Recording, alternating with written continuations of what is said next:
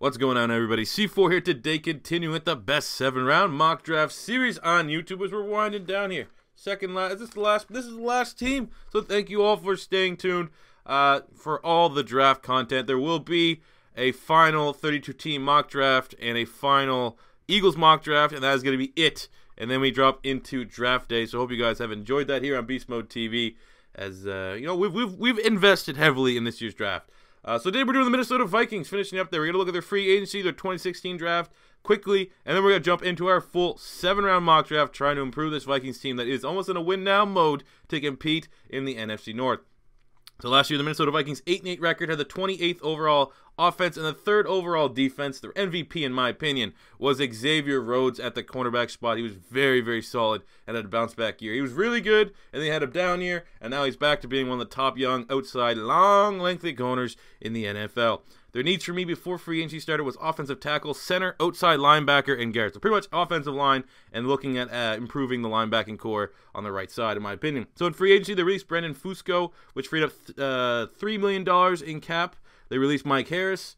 I couldn't find the exact cap number, but basically they lost two guys that were projected starters. They brought back Mike Harris in free agency a couple years ago. So I'll give those moves just B, I guess. Thinning the herd, getting rid of the guys that weren't productive on a terrible line last season. They didn't pick up the option on Adrian Peterson, so that freed up, I guess, you can assume it freed up $18 million, which is a B+. I think it's going to be tough for Viking fans to accept AP not being there next year. I mean, as I'm recording this on the 6th of April, he has yet to re-sign anywhere, so I guess you couldn't rule it out officially, but it's pretty much done with another running back signing that we'll touch on in just a second. Chad Greenway retired. They lost Dayton Jones, or they signed Dayton Jones, to a 1-year, $3.75 million deal. Give that a C+. Still some upside from Jones, who has never really lived up to his draft billing.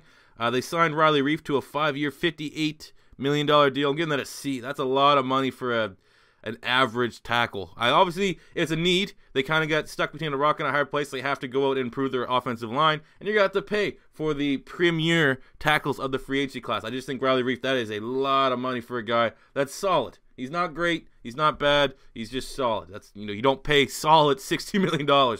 But he will start on that team and does fill a void. They also got in Mike Remmers on a 5-year, $30 million deal, giving that a C as well. Very similar to Riley Reiff. Not as expensive, but he was, that whole Carolina Panthers line was not very good last year. You can see that's why Cam Newton wasn't nearly as successful as he once was.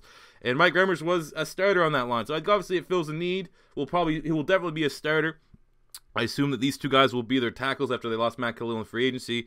But, I mean, I still don't see that their offensive line has really strengthened after this. Maybe you get potential in Riley Reiff from Mike Remmers comes in as, both those guys are just average offensive linemen that they paid very good money. They re-signed Terrence Newman on a 1-year, $3 million deal, giving that an A. Terrence Newman, ageless wonder, still playing at an incredibly high level. Very good re-signing there. They signed Adam Thielen to a 3-year, $17 million deal, giving that an A. He was a baller last year. That was good business. And they signed Latavius Murray to a 3-year, $15 million deal, which I'll give that a C. I don't know why you'd sign Latavius Murray, who wasn't, had one of the best offensive lines last year and did not. He should have had a much better season than what he had. Very bad yards per carry behind the best, maybe the best offensive line outside of Dallas. But look at the best offensive line in the AFC, at least we could give that to them. And it's a running back heavy draft. So paying that big free agency money to a guy where you could get a younger guy in free agency doesn't make a whole lot of sense to me. But maybe it was a panic move. Maybe it was just, I don't know. I actually don't really get that move, to be honest with you. But he's not a bad signing. It's just I don't get the logic behind that. But overall, I mean, obviously they made a bunch of moves in free agency. They're fairly busy.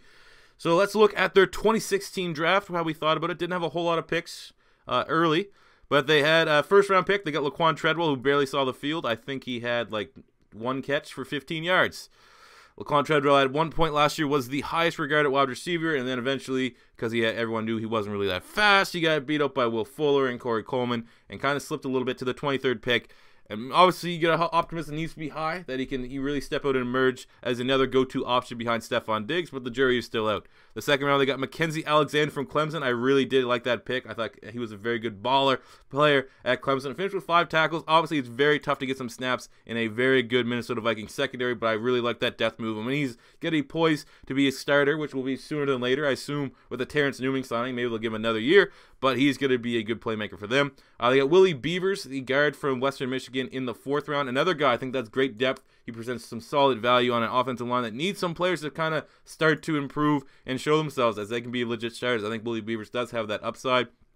The 5th round, they got Kentrell Brothers, inside linebacker from Missouri. Another 9 tackle special teamer, more so. But I like the prospect. I think he was a fringe top 5 inside linebacker in my final rankings last season. And good special teamer. Upside is there for sure. They had 2 6th-round picks. They got Moritz Boehringer, the wide receiver from Germany, and David Morgan, the tight end from UTSA.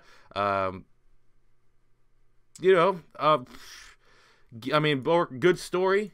Good guy to throw on the practice squad. But, you have to wait and see. Like I said, neither one of these guys really impressed. 7th round, they got Stephen Weatherly, outside linebacker from Vandy. And then at 244 in the 7th round, they got J-Ron Kearse, the safety from Clemson. Really like that pick. I think there's a lot of upside there for a project player.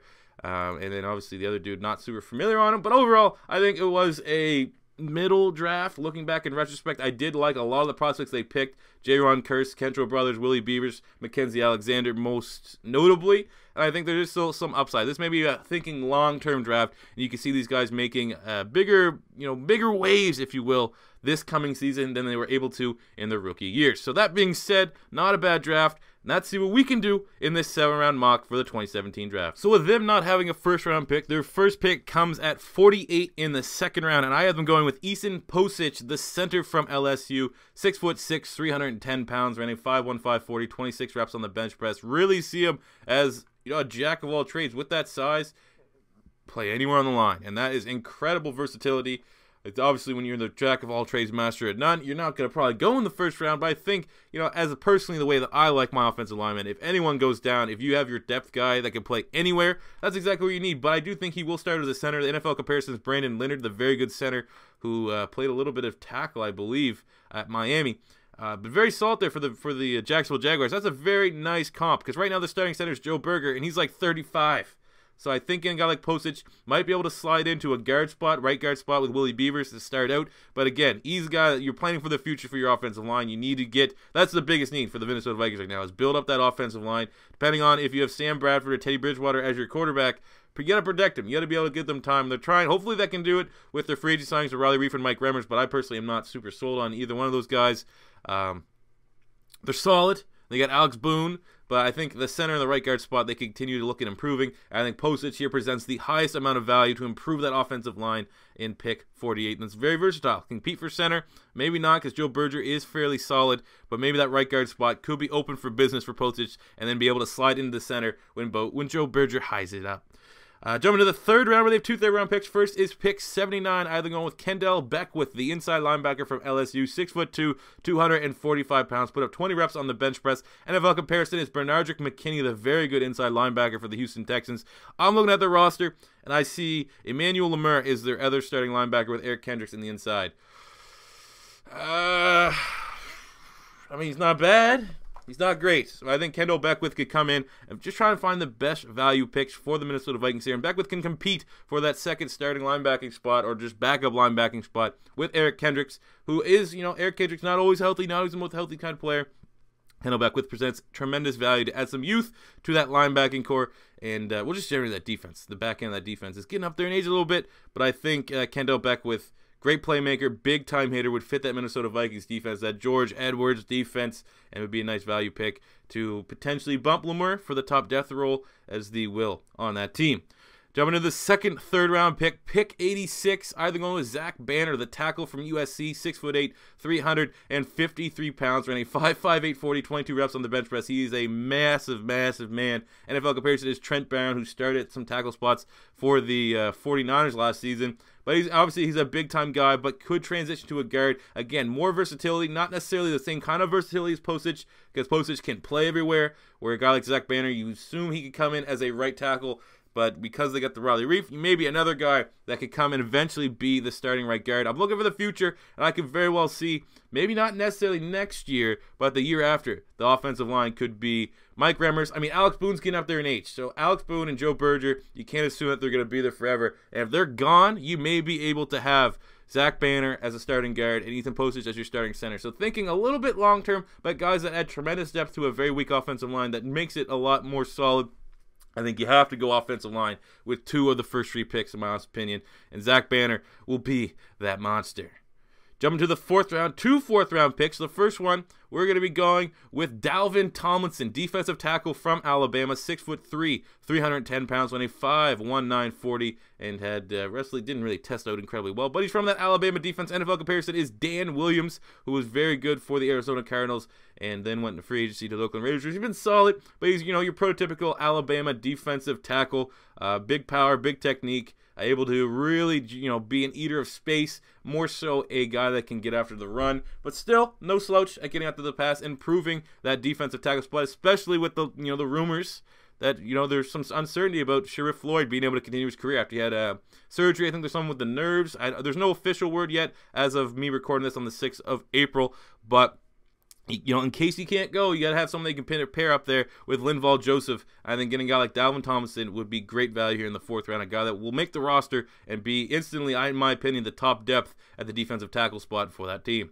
Jumping to the 2nd 4th-round pick 128. I have them going with Justin Evans, the safety from Texas A&M, 6 feet tall, 200 pounds, 14 reps on the bench press. I've heard a lot of people say that he may be a corner in certain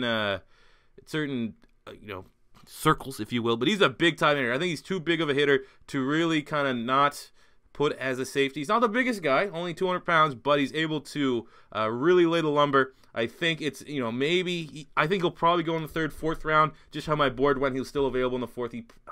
It's tough for me to say he'll probably be a 3rd rounder, but I think the 3rd, 4th round is where he'll go, and it's being wishful thinking that he'll still be here at pick 128. But as my board went, Justin Evans would be a great pick for the Minnesota Vikings, as compete with Andrew Sendejo for that strong safety starting gig, especially as even just depth, immediate depth behind Harrison Smith. Like, he can play everywhere. I think he can play free and strong. I more so would have him as a strong to utilize his tackling ability. And Andrew Sendejo, decent. Not great, not a whole lot upside, already kind of plateaued. He's been in the league for a couple years now. And you got Jaron Curse. No one really knows how they're, really see him. And I personally always viewed Jaron Curse as a free safety than a strong, because he has much better coverage ability than he has tackling ability. But I regress. I think adding Justin Evans, best player available here in the 4th round, to a safety core that could add some depth. Why not? Absolute easy pick there. Jumping to the 5th round, pick 160. I think going with Keon Adams, the outside linebacker from Western Michigan, 6'2", 245 pounds. Basketball background, very athletic linebacker. NFL comparison, Arthur Moats, who's made a very nice career with the Pittsburgh Steelers, but he's definitely a pass rusher. Some people think he isn't a 3-4. I think he could be a 4-3. I don't know necessarily say defensive end, but somewhat in the same role as Anthony Barr. Not so much relied on coverage, bring him in for sub packages where you just have him blitzing the quarterback, but just to add some depth there, because Anthony Barr has struggled to stay on the field. They got Chad Greenway is now retired as another outside linebacker. I think, getting the best type of outside linebacker that can kind of fit your scheme, like I said, maybe transitioning to a defensive end at some point, but as it comes right now, competing and being some added depth on the outside linebacking core. For the Minnesota Vikings in the 5th round, that's where I had them go. To the 6th round, pick 199, I had them go with Dietrich Weiss, the defensive end from Arkansas, 6'5", 275 pounds, very, very long, almost 36-inch arms, ran a 4.92 40, 22 reps on the bench press, Twitch player. That, obviously upside. You're not going to be able to get the full end prospect right now. He's going to be a guy you have to think and plan about for 2 years down the road. I don't want to say that, he's going to be a practice squad type player, but he definitely can make the bottom side of a roster here as a 4-3 defensive end in the 6th round. Right now, you get Brian Robinson not getting any younger. You pretty much assume that Danielle Hunter and Everson Griffin are their 2 outside guys. They got Dayton Jones, who came in free agency, but I still think they could look at adding a project player there, because Brian Robinson's not going to be there forever. So you got to assume that he may be gone next season. So then, an extra depth spot opens up at defensive end, and rather having to make that a bigger issue next year, get a guy like Dietrich Weiss, lots of upside. Right now in this year, and you don't have to worry about that depth. That's just something else you're kind of, ticking off boxes for playing in the future, which is pretty much the word of the day for the Minnesota Vikings here. Guys that can come in, potentially play right away, especially on the offensive line, but more so lots of picks that are, forward thinking and, kind of covering up some holes before they appear in 2018. And then finish out the draft at pick 232 in the 7th round. Either going with the top punter available, Austin Rackal, the punter from Idaho. Right now, they lost Jeff Locke, I think, went to the Colts. So the starting punter gig's open. Why not get the best punter in the draft who's still available in the 7th round? Pretty much a no-brainer. He is the best punter, projected to go 6th, 7th round, whatever team really needs a punter. I think the Vikings are probably the prime candidate to get a punter in this year's draft class. So there you go. You get your punter there, Vikings. Obviously the best pick of the whole draft. So let me know what you guys think about it. There we're done. Full 7-round mock draft for the Vikings. If you give me a comment in the comment section below, this is your first time stopping by. Don't be afraid to hit that subscribe button. I don't know, 100-some likes if you guys have enjoyed my mock draft series, the most ambitious series I've ever done on my channel. Very, very tiresome, but I was glad I did it, and I hope you guys did enjoy it. So thank you all for watching. Thank you for all your continued love and support. Until next time, guys, it's C4 saying peace out.